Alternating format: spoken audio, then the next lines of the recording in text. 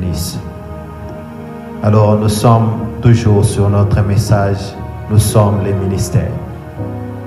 Aujourd'hui, nous allons procéder sans notre interprète parce qu'elle n'est pas là aujourd'hui. Mais j'espère que tout le monde est OK avec la langue française. Nous sommes en train de parler de ce point qui est un point très important dans les ministères. Parce que lorsqu'on parle du ministère, on ne parle pas seulement de ce qui se passe dans l'église, on parle aussi de ce qui se passe à la maison, de ce qu'on accomplit comme travail, de ce que, des alliances parce que ce n'est pas seulement à l'église que nous avons des alliances, c'est aussi dans nos vies personnelles que nous avons des différentes alliances, peut-être dans le travail, peut-être dans le mariage, peut-être dans certaines relations, des amitiés. Il y a des alliances qui sont faites et cela fait de nous des gens qui opèrent les ministères partout dans nos vies. Amen. Et la fois passée, nous avons parlé de cette brillante histoire. Nous avons partagé cette brillante histoire de cet homme de Dieu qui a reçu, qui par la prière et ce groupe de prière qu'il était en train de diriger a eu à faire de grandes choses. Et grâce à ce moment de prière, ça pouvait créer, des réveils partout dans le monde et ça créait plusieurs choses sans qu'il ne sache cela. Et le monde des esprits, le monde des ténèbres ont remarqué cela et pour ça, ils ont attaqué ce groupe de prière. Et l'histoire finit en disant 3 jours avant la fin de ce moment de prière, les combats ont continué au point de frustrer l'homme de Dieu. Il ne pouvait plus passer lui-même ses propres moments dans la présence de Dieu. Pourquoi? Parce qu'il a laissé une porte ouverte. Premièrement, il a laissé son enfant, sa propre fille, en dehors de l'alliance qu'il avait avec les 20 mamans pendant les moments de prière. Et deuxièmement, il a négligé l'instruction que Dieu lui a donnée de ne pas recevoir quoi que ce soit. Et par cela, je prends l'opportunité d'encourager un homme de Dieu.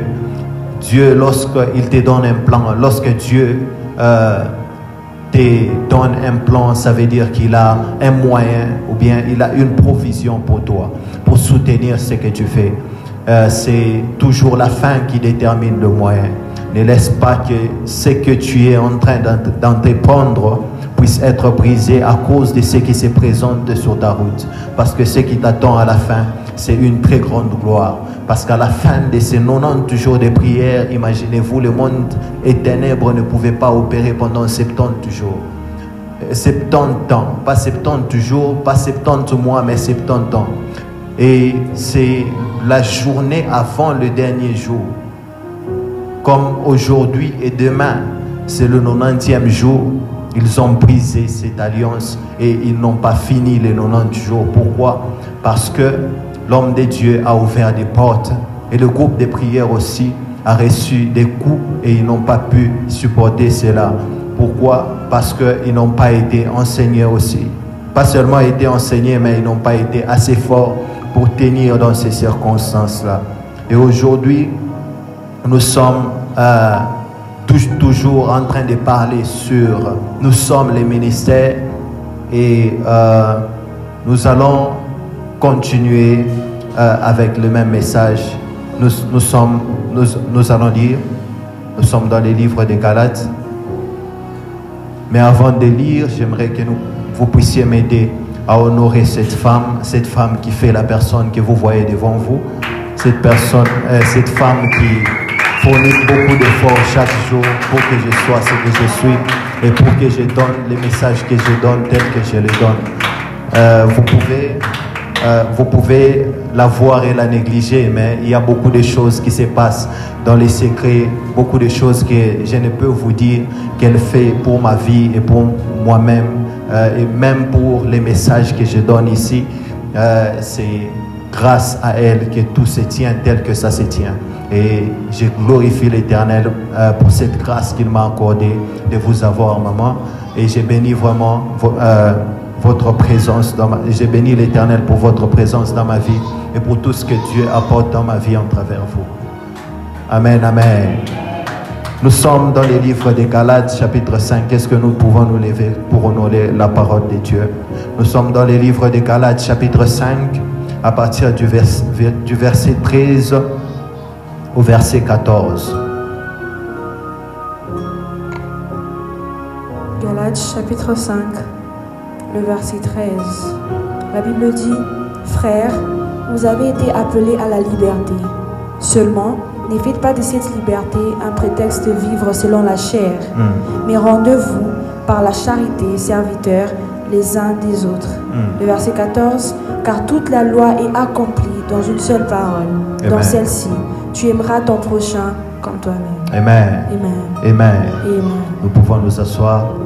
La Bible nous démontre le commandement le plus important. C'est que Dieu nous demande d'être pour tout un chacun autour de nous.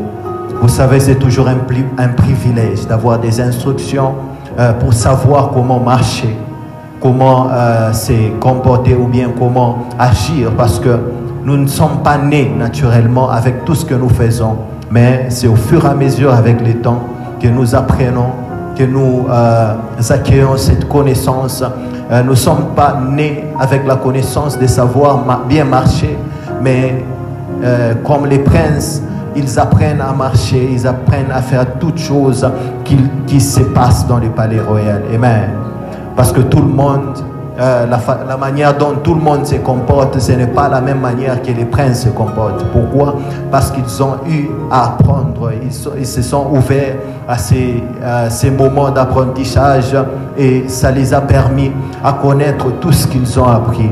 Et j'espère que Dieu va nous aider dans les peu de temps que nous avons, et nous allons finir avec cet enseignement aujourd'hui.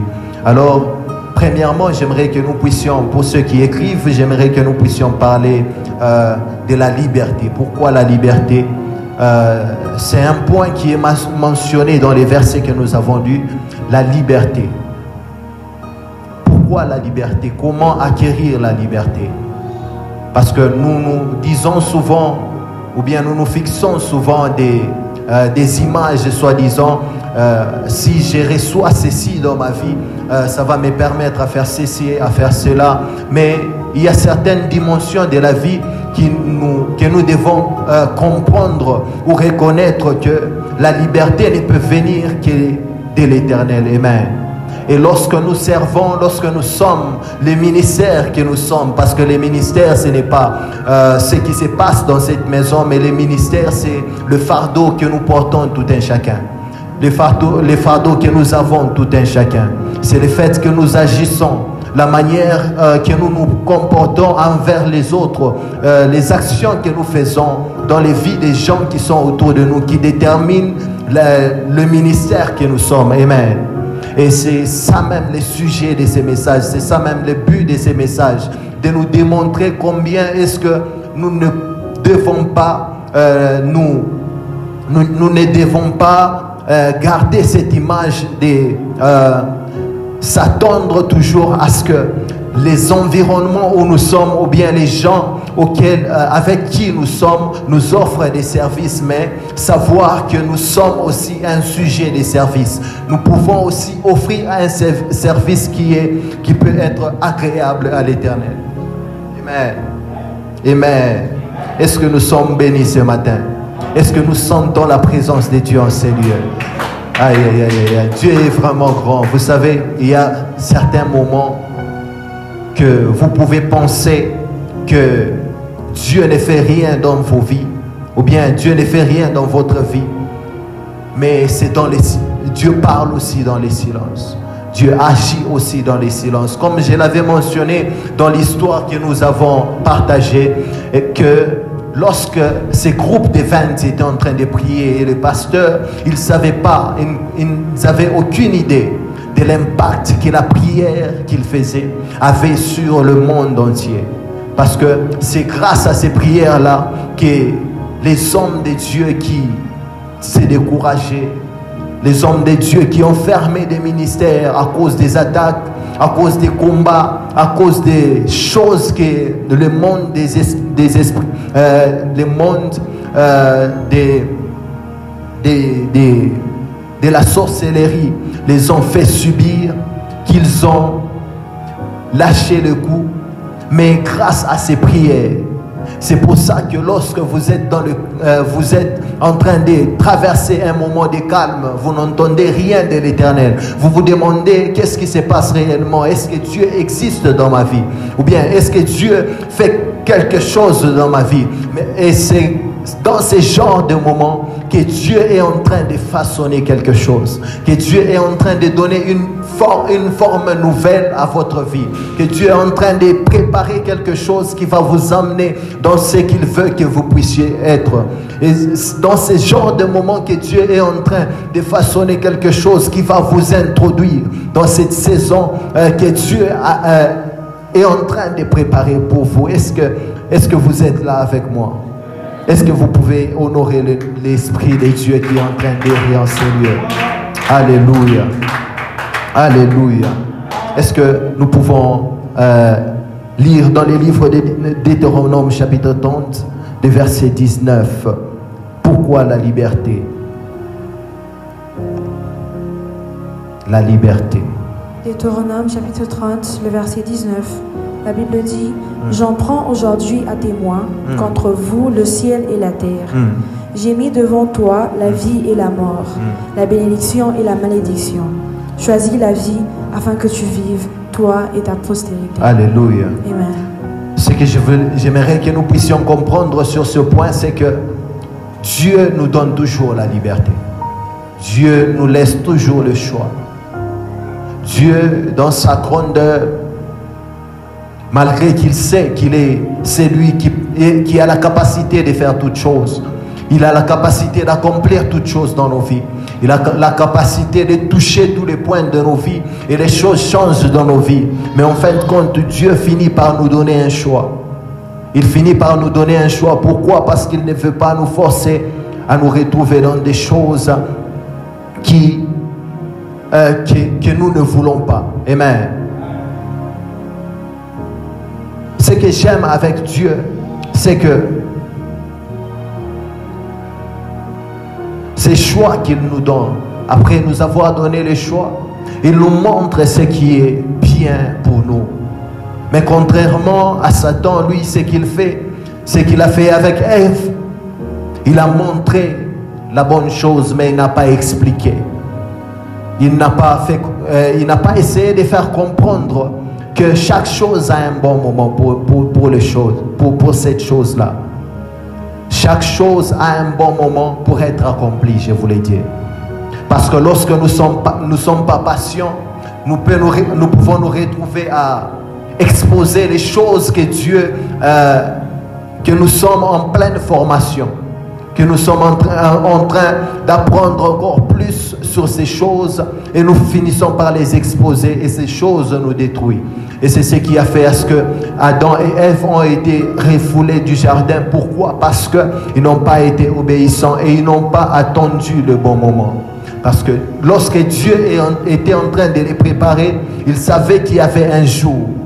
Il savait qu'à un certain moment de leur démarche, ils allaient finir par manger ces fruits et vivre éternellement. Mais comme ils étaient curieux et impatients, ils ont mangé les fruits. Comme ils ont été corrompus, ils ont mangé les fruits et les choses se sont passées telles que ça s'est passé.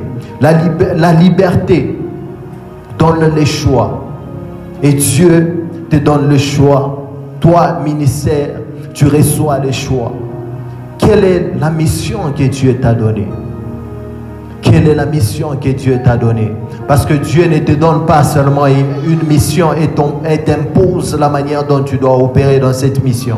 Dieu te donne une mission et te donne la chance de faire les choses d'une manière à ce que tu puisses avancer et finir par accomplir ce qu'il t'a donné. Est-ce que les projets que tu as reçus, les inspirations que Dieu t'a données, qu'est-ce que tu es en train de faire avec? Parce que Dieu se manifeste dans nos vies par des idées, par des inspirations, par des projets et des plans qu'il manifeste dans nos pensées. Il dépose plusieurs. Dieu nous bénit en déposant des pensées dans nos cerveaux. Il nous bénit en déposant des choses, des inspirations. Qu'est-ce que tu en fais? Qu'est-ce que tu en fais? Parce que c'est la manière dont Dieu nous bénit. Dieu ne va pas te donner l'argent du coup. Oui, ça arrive que Dieu fasse apparaître l'argent dans ta maison. Ça arrive que Dieu fasse des choses qui sont éblouissantes, des choses qui sont inimaginables, des choses que nous ne pouvons même pas imaginer. Mais Dieu, c'est un Dieu des principes. C'est un Dieu des principes. Si Dieu ne respecte pas à ses propres principes, que dire de nous qui suivons les principes de Dieu? C'est pour ça qu'il a établi lui-même sa parole au-dessus de lui. Pourquoi? Parce qu'il est un Dieu qui respecte sa propre parole. S'il est capable, s'il doit demander à l'homme de respecter sa parole, à combien plus fort lui-même? À combien plus fort lui-même? C'est un Dieu qui sait déjà qu'il doit lui-même répondre à ce qu'il dit pour que cela soit accepté par toute personne. Parce que si il était un Dieu qui ne répondait pas à sa propre parole, il était un Dieu qui n'obéissait pas à ses propres principes, est-ce que moi et toi, on pouvait se retrouver dans sa présence? C'est un Dieu qui répond à ses principes. Et il a établi un principe. Et grâce à l'Esprit de Dieu, il te remplit d'idées, il te remplit d'inspiration. Qu'est-ce que tu en fais?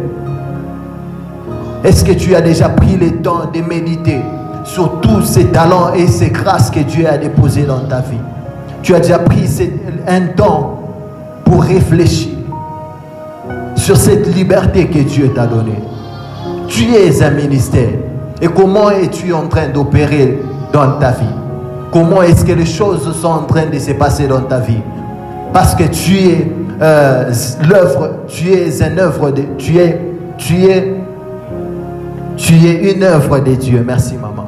Tu es une œuvre de Dieu et tu es fait pour manifester la gloire et la grandeur de Dieu. Et c'est par ce que tu fais que tu manifestes la grandeur et la puissance de Dieu. J'aime bien quand je me retrouve parmi des personnes qui se disent j'étais au travail, on a travaillé, on a cherché des idées, mais je me suis seulement endormi, je me suis réveillé avec la solution. Vous voyez comment est-ce que notre Dieu peut se manifester dans des rêves, même dans des visions. Il montre des choses que nous ne connaissons pas, que nous pensions même que c'était incapable d'être accompli. Mais Dieu se manifeste et nous offre ce genre d'histoire. Et ma plus grande question ce matin est de réveiller cette personne qui a reçu des pensées, qui a reçu des idées de la part de l'Éternel.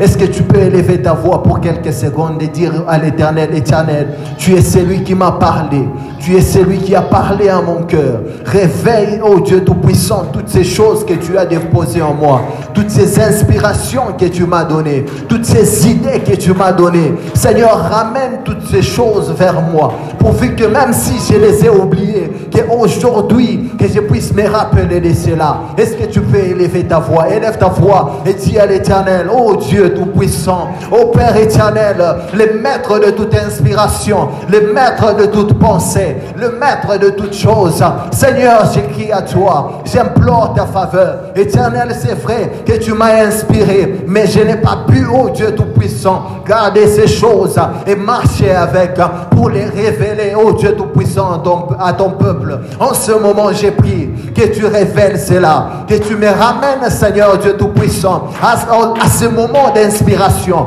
à ce moment où tu m'es parlé, à ce moment où tu déposais des choses dans mes pensées pour changer ma vie, pour changer ma nature. Au nom puissant de Jésus. Au nom puissant de Jésus. Au nom puissant de Jésus. Je disais, Dieu nous inspire. Dieu nous inspire pourvu que nous puissions avancer. Avancer et manifester la gloire de Dieu. Et le deuxième point que je vais tenir, c'est la vie selon la chair. Vous savez, des fois, nous oublions que Dieu, c'est un esprit. Et il est très difficile pour un esprit de se manifester à une chair si, personnellement, nous n'acceptons pas de donner accès à cet esprit. Plusieurs personnes se sont retrouvées dans des circonstances d'être possédées, de perdre le contrôle de leur propre vie. Pourquoi? Parce qu'ils se sont exposés à des esprits qui les dirigent jusqu'aujourd'hui. Mais toi et moi, nous avons cette grâce de recevoir l'Esprit de Dieu qui nous conduit dans les ministères que nous avons à accomplir, qui nous conduit dans les choses que nous devons accomplir dans nos vies, qui nous conduit dans les choses que Dieu nous inspire, que Dieu nous demande à accomplir dans ce monde. Vous savez, nous avons un très grand fardeau sur nous. Étant un ministère, nous avons un très grand devoir. Nous avons plusieurs choses à démontrer. Nous avons plusieurs choses à offrir. Et nous sommes le canal que Dieu utilise pour offrir à ce monde les inspirations divines. Parce que ce n'est que grâce à nous, ce n'est que nous qui sommes capables de monter au ciel et de recevoir. J'aime bien ce que l'Esprit de Dieu est en train de me dire. Vous savez, nous avons la capacité de quitter ce monde et entrer dans le monde des esprits. Nous avons la capacité de monter au ciel, recevoir ce qui se trouve dans les cieux et descendre avec sur terre. Nous avons cette capacité-là.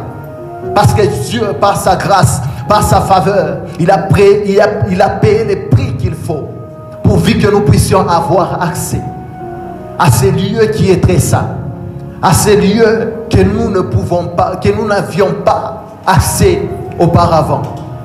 Et aujourd'hui, j'aimerais rappeler à quelqu'un cette grâce que Dieu a déposée en nous. Tu peux te demander comment est-ce que les choses se passent dans ta vie. Tu peux te poser plusieurs questions, mais ta réponse se trouve dans l'inspiration de Dieu. Ta réponse se trouve dans les choses que Dieu dépose en toi. Parce qu'il n'y a rien que Dieu dépose en toi qui n'a pas d'utilité.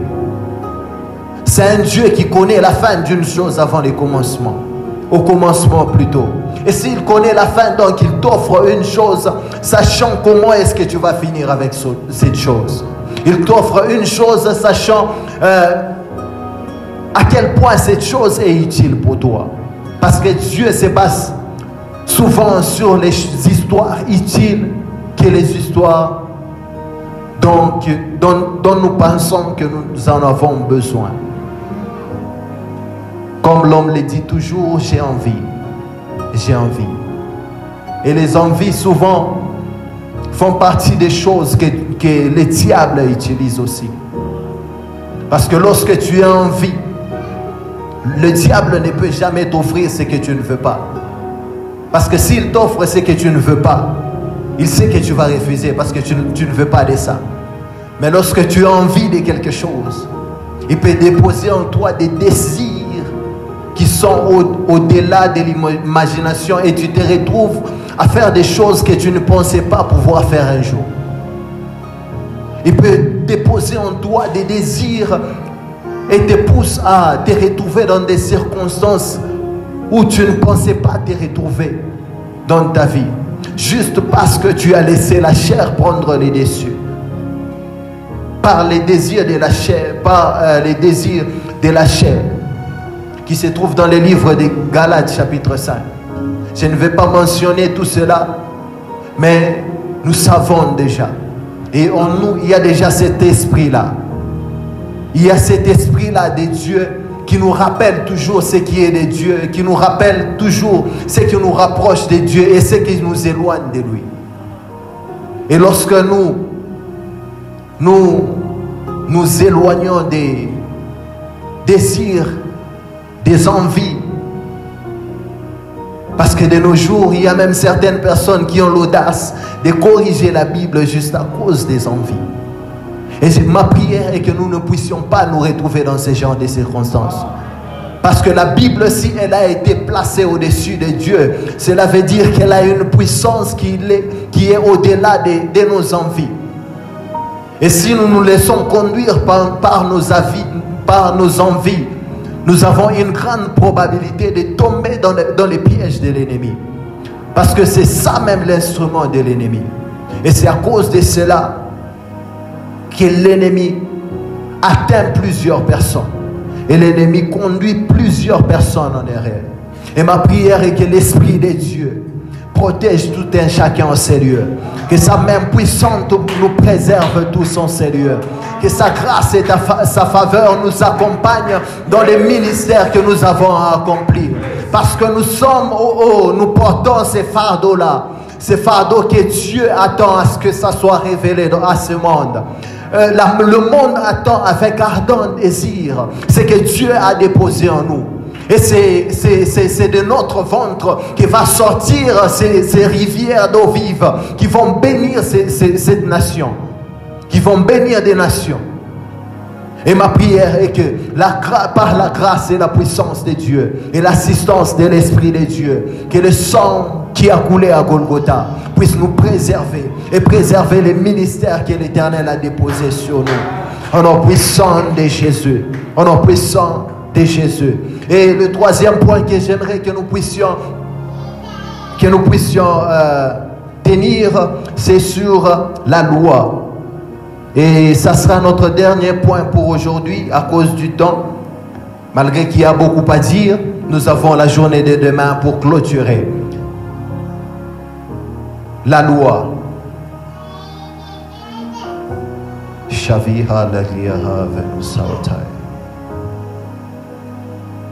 La loi, c'est une règle qui exprime un idéal ou une norme.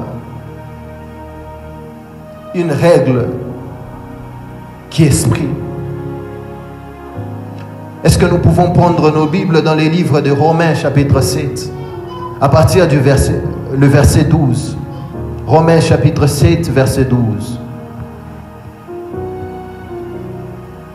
Romains chapitre 7 le verset 12. La Bible dit la loi donc est sainte et le commandement est saint, juste et bon. Le verset 13. Non, ça va. Maman, tu peux aussi prendre le livre de Matthieu, chapitre 5, verset 17. Matthieu 5, le verset 17. La Bible dit, ne croyez pas que je sois venu pour abolir la loi ou les prophètes. Je suis venu non pour abolir, mais pour accomplir. Amen. Amen. Amen. Des fois, nous pensons, certaines personnes peuvent lire ces versets et se dire que, à cause de ce qui est écrit, il n'y a rien qui va se passer dans ma vie. Mais Dieu n'est pas venu pour abolir ces choses. Il n'est pas venu pour nous donner accès légal aux choses qui n'est pas de Dieu. Dieu est venu pour accomplir une chose qui nous donne une image nouvelle, qui nous donne une apparence nouvelle. Parce que le prix qui a été payé nous a changé complètement et nous a donné une nouvelle allure. C'est vrai que la loi existe. Jusqu'aujourd'hui, la loi existe.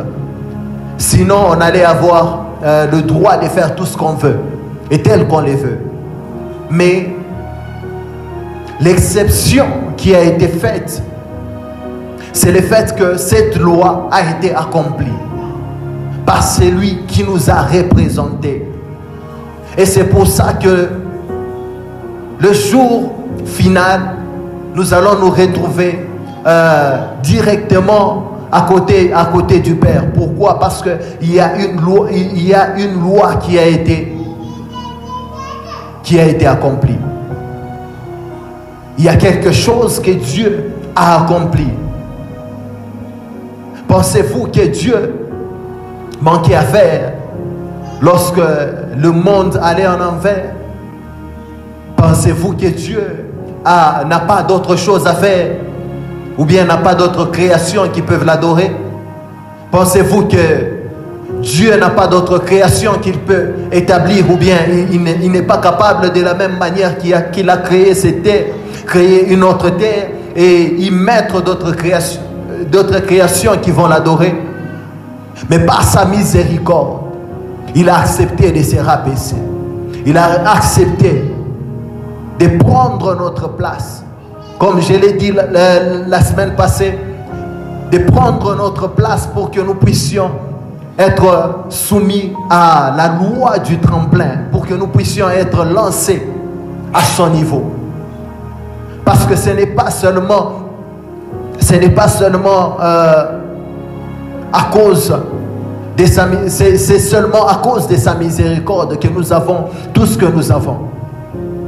Ce n'est pas parce que nous sommes spéciaux. Ce n'est pas parce que nous avons ce que les païens n'ont pas. Eux aussi, ils peuvent se réveiller un matin et choisir de suivre Dieu. Mais c'est parce que il est miséricordieux. Il est bon. Il est amour. Et par son amour, il s'est manifesté dans nos vies. Il s'est manifesté, il s'est humilié. Il a accepté l'humiliation. Il a accepté de prendre la place de l'homme. Il a accepté de descendre au niveau de l'homme pour que l'homme soit élevé au niveau de Dieu. La Bible déclare, Dieu se dit maintenant, se décide de créer l'homme. Lorsque Dieu voulait créer les eaux et les poissons plutôt, il a parlé à la mer.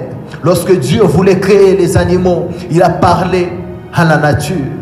Mais lorsque Dieu voulait créer l'homme, il s'est parlé à lui-même. Créons l'homme à notre image et à notre ressemblance. Penses-tu que sans la présence de Dieu, tu pourras être spécial? Parce que ce qui nous rend spécial, c'est la présence de celui qui nous a créés. Il y a un clavier, il y a un piano, c'était un piano qui était dans une maison d'un milliardaire. Et ce piano a fait beaucoup d'années sans pour autant marcher. Tellement que depuis que ça s'était abîmé, même le propriétaire du piano s'est fatigué lui-même, les mécanismes, les gens il appelait des gens pour fixer le piano ne marchait pas toujours. Il a appelé plusieurs personnes à plusieurs reprises et le piano ne marchait pas toujours. Un jour, il a reçu des visiteurs à la maison. C'était un homme noble et il avait beaucoup de moyens. Il a reçu des visiteurs à la maison. Et ces visiteurs-là, l'un de ces visiteurs est passé par le piano. Il a regardé le piano. Il voulait jouer et le propriétaire du piano lui a dit qu'il n'y a pas moyen parce que le piano est foutu, le piano est abîmé. Et il lui a dit, je vais te le réparer. Il a expliqué l'histoire et il lui a dit que tout le monde me dit toujours la même chose. J'ai appelé plusieurs personnes pour les faire. Ils m'ont promis de les faire. Mais il n'y a rien qu'ils ont fait. Mais lui, il lui a dit que je suis la dernière personne qui te dira cela. Et qui te dit cela. Je vais réparer ce piano. Il lui a donné 100 jours. Je pense qu'il lui a donné 100 jours pour réparer le piano. Le premier jour, quand il est arrivé, il a trouvé la moitié du piano détaché. Le deuxième jour, à partir du 10e jour, il a trouvé le piano vide. Du genre, ça n'avait plus de forme. Le 20e jour, il a commencé à monter encore les pianos.